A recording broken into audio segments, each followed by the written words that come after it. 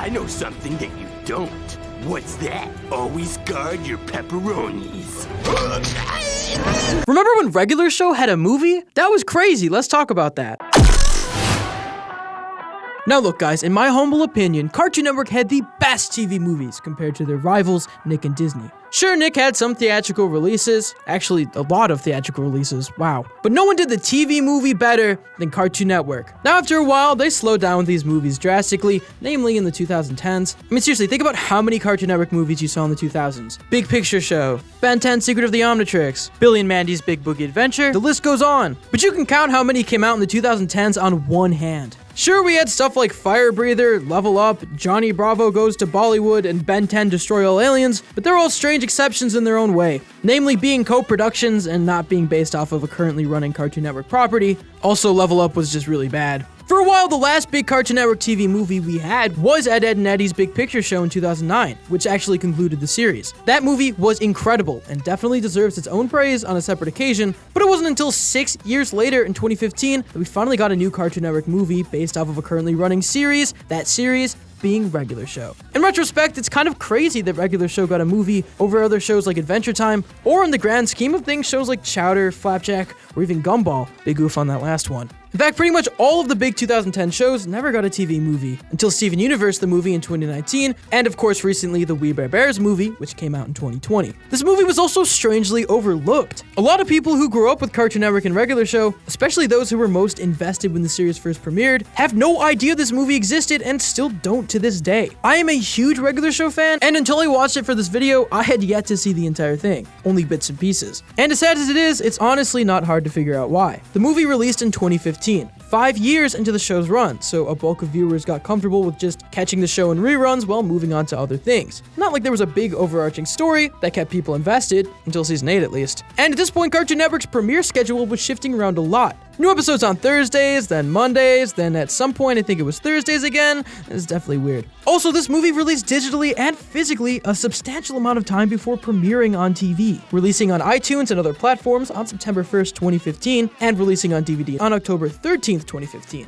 And it didn't even premiere on television until Thanksgiving weekend, November 25th, 2015. So what happened was every Regular Show fan who cared enough found a way to watch it in the 2 months before it aired on TV. And animation didn't have a big enough social media presence for word to spread like wildfire when it originally dropped. That being said, it's far from a flop. Its premiere was viewed by over 2 million viewers. Those weren't the strongest numbers at the time, although I'm sure networks would kill for numbers like that today. But for all of those circumstances, it could have been much lower. And I can't stress enough how big of a deal this movie actually was for the show and Cartoon Network as a whole. This movie was in theaters. I mean, limited release, but still. The film premiered at the LA Downtown Independent on August 14th, 2015, which lasted until August 20th, 2015. Screenings also continued at select Alamo Drafthouse cinemas across the US, the SVA Theater of New York, and at the Cinema Montreal, Canada in October 2015. And I think this is worth noting, it was the first and currently only Cartoon Network movie to be recommended for an Academy Award, Best Animated Feature. But that's seriously impressive. So with all this talk about the movie, I'm sure you're wondering, what would a Regular Show movie even be about? And that's where things get interesting. When it came time to make the movie, Regular Show was in a bit of a pickle. See, they already gave us a story that would have worked as both a series finale and a movie,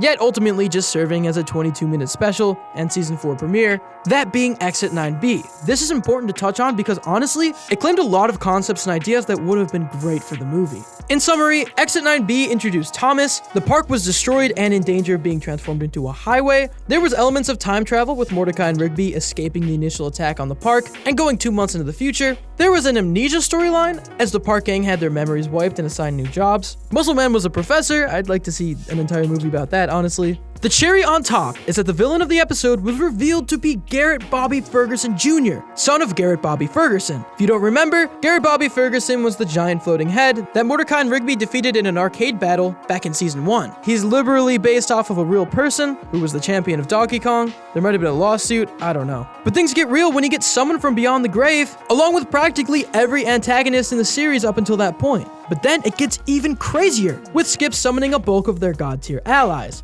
Death, Tecmo, the Guardians of Eternal Youth, the God of Basketball, and that led to pretty much the final fight of Endgame 7 years before Endgame was even a thing. And the best part is, in classic regular show fashion, the solution to everything was grounded in reality, every employee of the park having to sign a document to declare the park a historical site. Suffice to say, the half-hour special had all the stakes, fan service, and shifts in status quo that would have been perfect for a regular show film experience. The main setting of the series that keeps the characters together is in jeopardy, having to rely on a stroll down memory lane to awaken everyone's memories, utilizing a bulk of one-off characters that gives a sense of the series coming full circle. This is the complete package. I don't think anyone knew how to top it. In fact, JG Quintel and the rest of the team had no idea how to approach this movie when the time finally arrived, despite being so adamant about making one. However, there was one story, one major concept they could explore that would be perfect for a movie. The most compelling story regular show could muster, Mordecai and Rigby's friendship. JG talked about it in an interview he did about the movie, saying, "We've done a lot of things on the show that are movie-level epic in 11 minutes. It was really hard once we decided to make a movie. What's worth making a movie? And one concept we had never explored was them not being friends, Mordecai and Rigby. Like, their friendship is the core of the show, and so to break that up, which is what the movie deals with, is like the danger that their friendship could dissolve is like really intense.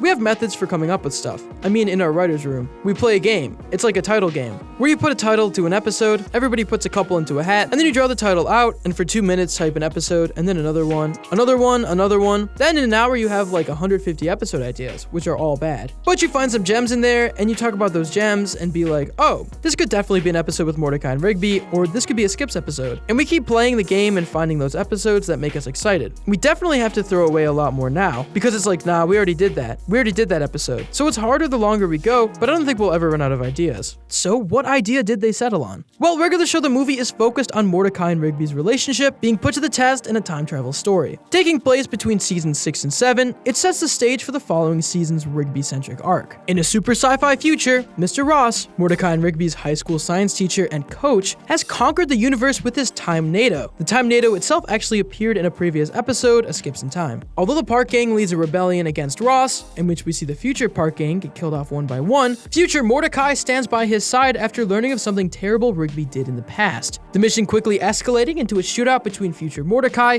and future Rigby, who sustains a lethal blow from Mordecai before traveling to the past to prevent the scenario from ever happening. Meanwhile, in the present, we go through the motions of an average park day, but the film makes a point to focus on one thing, Rigby's habit of lying, and how Rigby's used it to avoid responsibility and get his way. This is very important for the big twist of the story. Rigby lies about filling up the gas tank, then lies to Benson about why they're late, giving him their breakfast burrito they went out of their way to order to avoid being fired. Mordecai even mentions that it wouldn't kill Rigby to tell the truth. Little does he know. The movie does a great job of gripping you with the mystery of future Mordecai and Rigby, and then taking you to a typical morning for the two, fleshing it out even more with the process of getting to work on time and wriggling their way out of trouble. This doesn't last long, however, when future Rigby crash lands and explains the future crisis to Mordecai and Rigby, telling them that they actually created the time NATO in high school, which led to them being expelled, giving our heroes their mission to go back in time and prevent it from happening. However, future Rigby also reveals how bad his relationship with Mordecai has gotten, begging Rigby to come clean before passing away. There's a lot of death in this movie, actually. It's pretty dark. Rigby clearly knows what his older self was talking about, but plays it off as if it's something that hasn't happened yet. Nevertheless, the gang all hops in future Rigby's time ship to head 6 years into the past, back to high school. Though they have the classic trope of the vehicle being damaged and in need of repairs. Now, there's a couple of things I love about this version of the past. First of all, everyone in the past has goofy hairstyles, and I mean everyone, even High Five Ghost. It's amazing. Also, I love the fact that their high school is called West Anderson High School. I mean,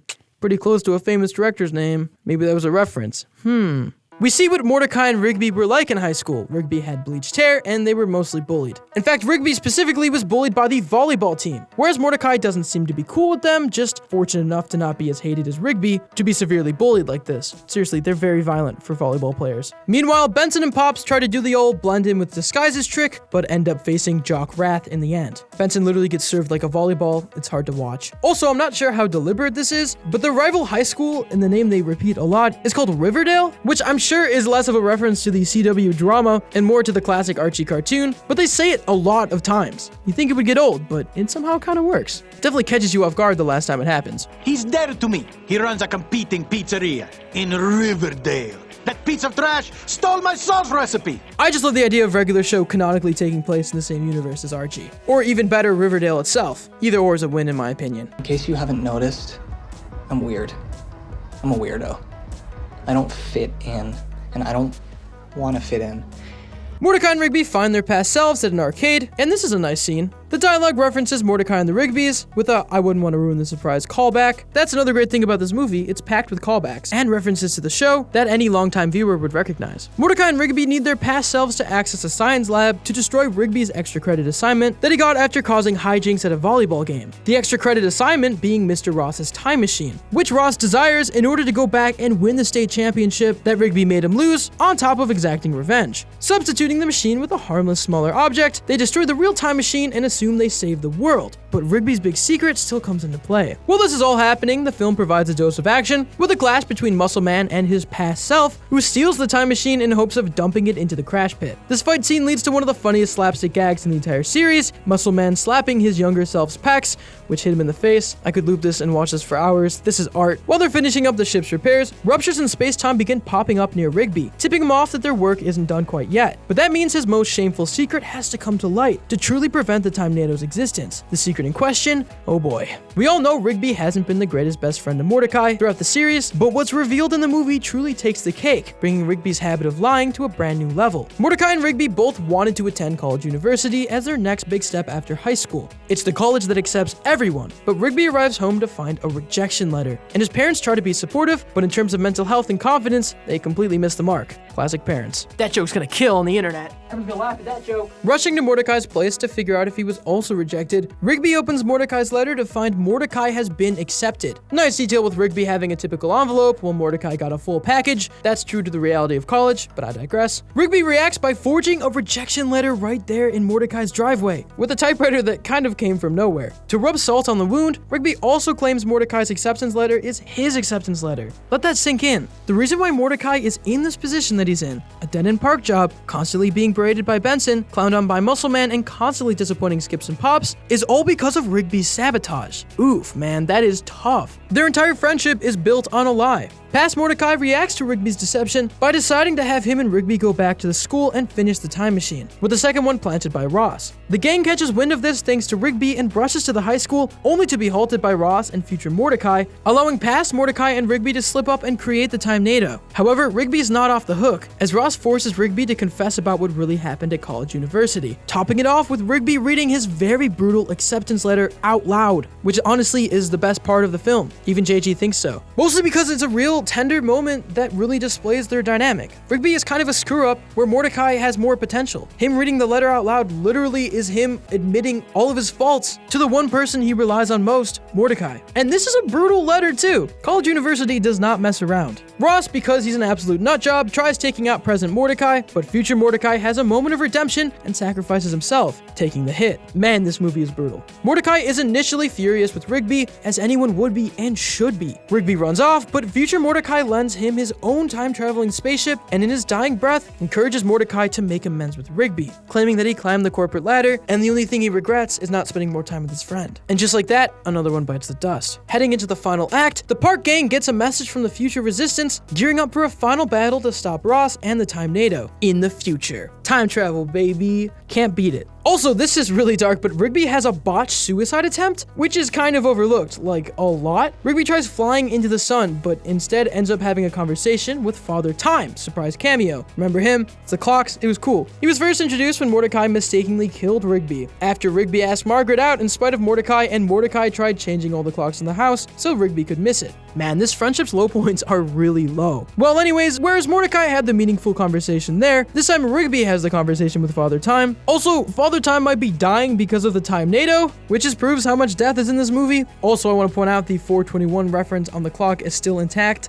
Nice. Rigby heads to the future, there's an epic final battle, and Tecmo's even there, and the power of friendship gives us a sweet moment of reconciliation, and ends up destroying the Time Nado. Also, Rigby decapitates Ross. Like head clean off, thrown into the Time Nado. I mean, how many brutal deaths can you fit into a made-for-TV movie? This is extraordinary. Anywho, in the resolution, past Rigby is encouraged to apologize to past Ross, so Ross won't go all crazy with revenge, and orchestrate this in the first place, fixing the timeline. Mordecai and Rigby agree they won't end up like their future selves, whose corpses are just chilling before evaporating into time. As the film wraps up, Benson is wrongfully optimistic about a new start in regards to work, only to find Mordecai and Rigby aren't even at the park yet. They're picking up food with a repaired future Rigby's ship, Rigby remarking they're never going to be late again, and that ship is never seen again. That is until the finale. which is pretty cool. And just like that, Regular Show the movie comes to a close. Now, before we talk about this as a Regular Show movie, let's talk about this as a movie itself. Like most Cartoon Network movies, they didn't boost up the art quality all too much. There are instances of shading that look really good, but they're few and far between. It's not a deal breaker though, as the animation's not bad by any means, but it's still worth acknowledging that this isn't a complete quality of life upgrade like with Steven Universe the movie, which purposely went all in with shading and detail. But despite that, there were a lot of elaborate animated shots that didn't last all too long, but it was weird because they were pretty much never used for characters or big set piece moments, which is what you would think they would try to bust out higher quality animation for.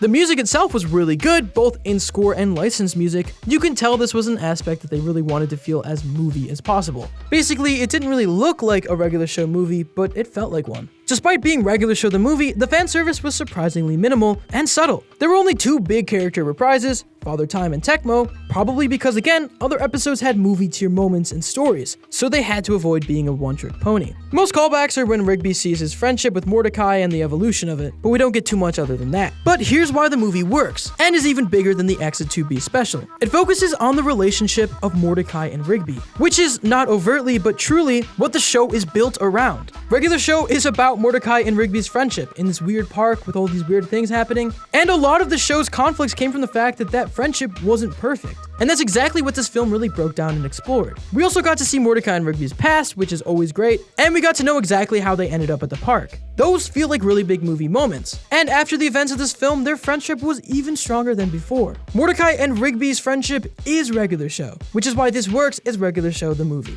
All in all, it's a great watch. It's not reinventing the wheel or the greatest thing Regular Show has to offer, but that's only because there's so many great episodes and moments before and after this film, and they couldn't go as crazy as they did with the finale. This movie really isn't meant to be anything more than a grand Regular Show adventure, and that's exactly what it delivers on. It's worth a watch if you haven't seen it, even with our spoiler-filled video. Right now it's available on HBO Max, and I'm sure you can rent it other places. Maybe you can break into a movie theater and try to play it on the big screen yourself. They're all kind of abandoned right now anyways. I don't condone that, by the way. Just sounds fun. But as always, guys, I want to know what you guys think. Have you seen Regular Show the movie? Have you not? Does it sound interesting to you? Does it sound awful if you haven't seen it? Let us know in those comments down below. Tweet to us at Roundtable Vids or me at RetroNemo. As always, if you enjoyed this video, make sure to give it a like, share it, and subscribe to the Roundtable for more incredible cartoon content. As always, guys, I'm Nemo. This is a Regular Show video, and I will see you next time. Peace.